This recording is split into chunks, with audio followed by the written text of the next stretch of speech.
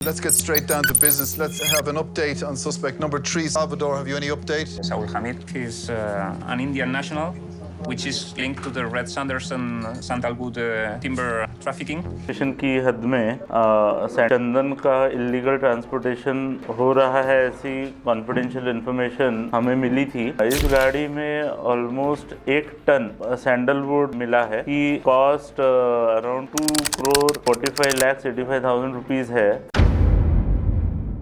Red sender anti smuggling task force ने 2015 में शेषाचलम जंगल में सबसे बड़ा एनकाउंटर किया कि जिसमें 20 लोग मारे गए। Special Task Force of the Andhra Pradesh Police gunned down at least 20 red sandalwood smugglers क्योंकि वो लोग लाल चंदन के पेड़ को काट रहे थे और 2015 से 2017 के बीच में 10,558 लाल चंदन काटने वाले लोकल वुड कटर्स को अरेस्ट किया गया और हर साल 50 से 100 लोग अरेस्ट होते हैं लाल चंदन को इलीगल तरीके से काटने और स्मगलिंग करने के लिए। और इसका किंग पिंग की जो इसकी स्मगलिंग करवाता है इंडिया से, वो अभी भी जिंदा है और दुबई में रहता है और माना जाता है कि उसकी नेटवर्थ $120 मिलियन है और दुबई में उसका एक रियल एस्टेट का बिजनेस है, बट उसके पीछे ये अपने सारे इलीगल धंधे चलाता है। तो आखिर ऐसा क्या है लाल चंदन में कि जो इतना फेमस है और क्यों वाइडली ये एक्सपोर्ट होता है और फॉरेन के मार्केट में इसकी मुंह मांगी कीमत मिलती है। तो आपने पुष्पा तो जरूर देखी होगी, बट क्या आपको पता है कि भारत का रियल पुष्पा कौन है और ये मास्टरमाइंड आखिर क्यों अब तक बचा हुआ है। और हमारी पुलिस ने काफी बार ट्राई भी करी थी इसको पकड़ने की, बट उसको वो नहीं पकड़ पाई। तो इन सारी चीजों को जानेंगे इस वीडियो में, बट उससे पहले हम देखते हैं कि लाल चंदन क्या है और क्यों ये इतना वाइडली एक्सपोर्ट होता है। चैप्टर 1 लाल चंदन। अभी हमको टाइम में थोड़ा पीछे जाना पड़ेगा। तो लाल चंदन का यूज एंशिएंट और मिडिल ईस्ट के टाइम से होता आ रहा है और उस टाइम पे इसका यूज धार्मिक रिचुअल्स में होता था। फिर 18th में भारत में अंग्रेज आए। And now the time comes when we shall redeem our pledge. India will awake to life and freedom.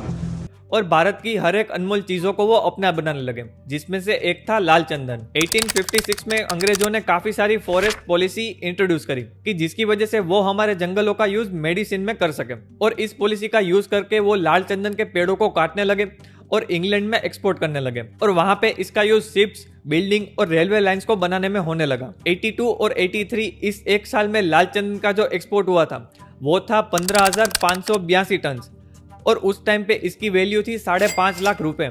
और आप अभी अंदाजा लगा सकते हो कि इस टाइम पे इसकी कितनी वैल्यू होगी। अभी ब्रिटिशर्स तो चले गए, बट वो लाल चंदन की डिमांड को छोड़ गए और इसका यूज अभी फर्नीचर, कॉस्मेटिक और मेडिसिन में होने लगा कि जिसकी वजह से आज इसकी डिमांड फॉरेन मार्केट में सबसे ज्यादा है, स्पेशली चाइना और जापान में, क्योंकि यहाँ पे लाल चंदन से बनी हुई चीजों को काफी रिच माना जाता है और यहाँ पे फर्नीचर और कॉस्मेटिक के अंदर इसका सबसे ज्यादा यूज होता है और इंडिया से चाइना और जापान में सबसे ज्यादा लाल चंदन एक्सपोर्ट होता है और इसी के चलते आज लाल चंदन से बनी हुई हर एक चीज एक्सपेंसिव होती है। Chapter 2 smuggling.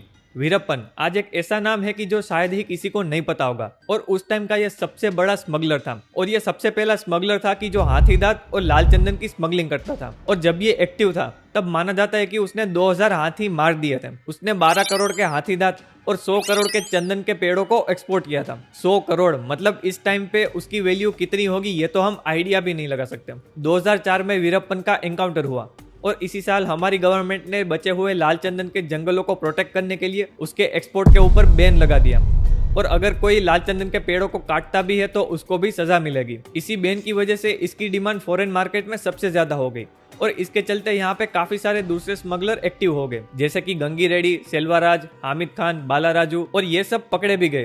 पर इसके ऊपर भी एक स्मगलर था कि जो आज तक नहीं पकड़ा गया और ये इन सबका बॉस है और अभी भी जो स्मगलिंग हो रही है वो भी यही करवाता है। तो आखिर ये किंग पिंग है कौन? Chapter 3 the king ping. 1960 में तमिलनाडु के अभिरामम सिटी में एक मुस्लिम परिवार में एक लड़के का जन्म होता है जिसका नाम रखा गया शेख दाऊद शाहुल हमीद। शाहुल हमीद फिर वर्क करने के लिए चेन्नई में मूव होता है और वो मोस्टली चेन्नई पोर्ट के एरिया में रहता है। तो स्टार्टिंग में तो वो लोकल जॉब्स करता था, जैसे कि हैंकरचीफ कंपनी में या तो फिर फूलों की दुकान में। फिर उसके बाद किसी ने उसको इंडोनेशियन सिगरेट से इंट्रोड्यूस करवाया कि जो सिंगापुर से इंडिया स्मगल होती थी और फिर ऐसे करते वो स्मगलिंग के धंधे में आया और उसके बाद उसने लाल चंदन की स्मगलिंग भी स्टार्ट कर दी। तो ये जो स्मगलिंग होती है उसमें काफी सारे चेक पॉइंट से अपना माल निकालना पड़ता है, जैसे कि पुलिस, पोर्ट, कस्टम ऑफिसर्स और इन सारे चेक पॉइंट से माल निकालने के लिए पुलिस ऑफिसर और कस्टम ऑफिसर का एक्टिव इन्वॉल्वमेंट भी चाहिए और साथ ही साथ एक पॉलिटिकल सपोर्ट भी चाहिए कि अगर कहीं पे माल अटक जाए तो वहां से भी निकालने के लिए।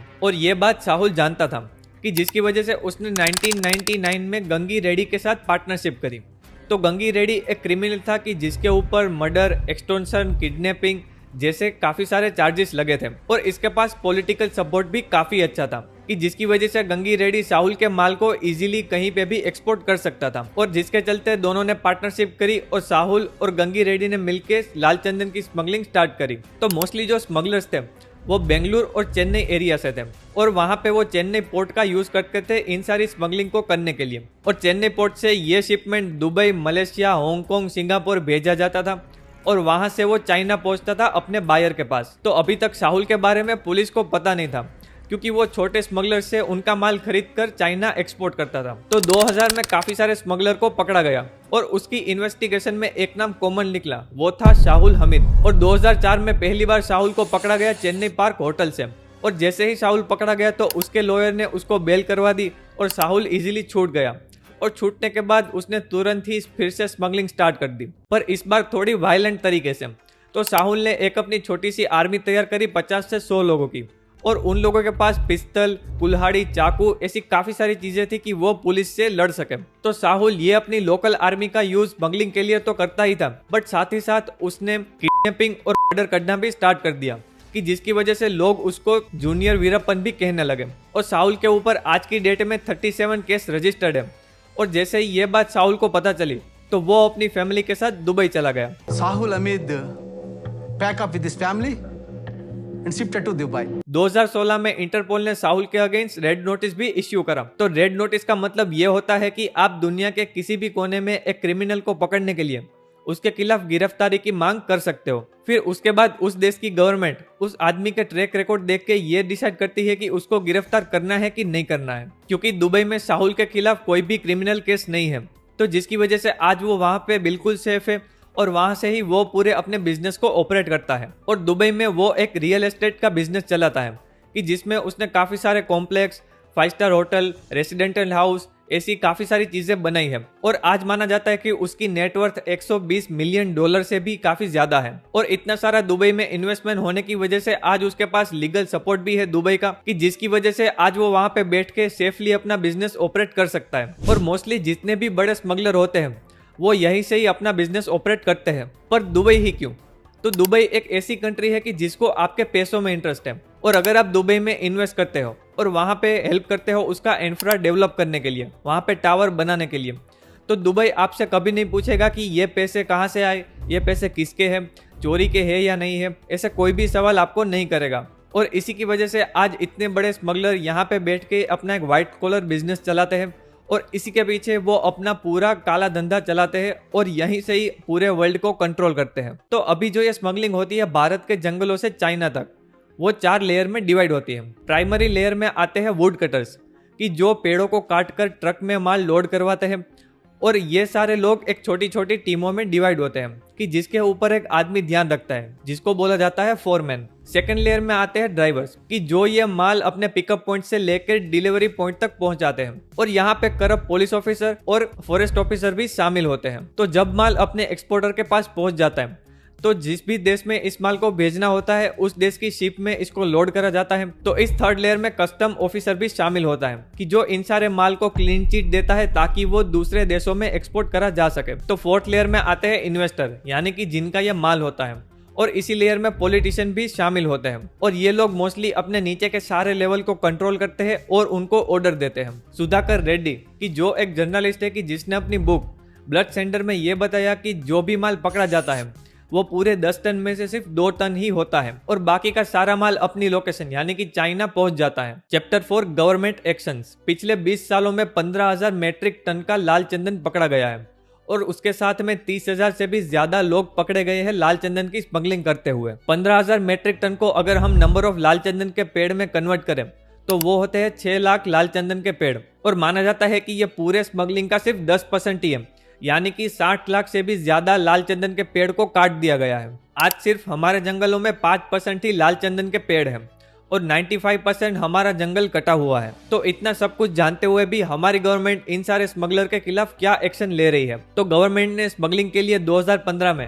एक स्पेशल टास्क फोर्स बनाया कि जिसका नाम रखा गया red sander anti smuggling task force, कि जो इन सारे स्मगलर को पकड़ती है और ड्रोन का यूज करके वो जंगलों के ऊपर अपनी वॉच रखते हैं। और अभी तक इन्होंने 15,000 से भी ज्यादा वुड कटर्स और स्मगलर को पकड़ लिया है। बट इसके बावजूद भी यहाँ पे स्मगलिंग होती है, और जब तक हमारी गवर्नमेंट उस मेन स्मगलर को नहीं पकड़ लेती, शायद तब तक यहाँ पे स्मगलिंग चलती ही रहेगी और हमारे पेड़ कटते ही रहेंगे। तो आपके थॉट्स मुझे कमेंट में जरूर बताना। और मैं आपसे पूछना चाहता हूँ कि क्या हमारे लाल चंदन के पेड़ों को एक्सपोर्ट करना चाहिए बाहर के देशों में, और क्यों हमारी गवर्नमेंट इन सारे स्मगलर के खिलाफ एक्शन नहीं ले रही है? क्या स्मगलर गवर्नमेंट से ऊपर है?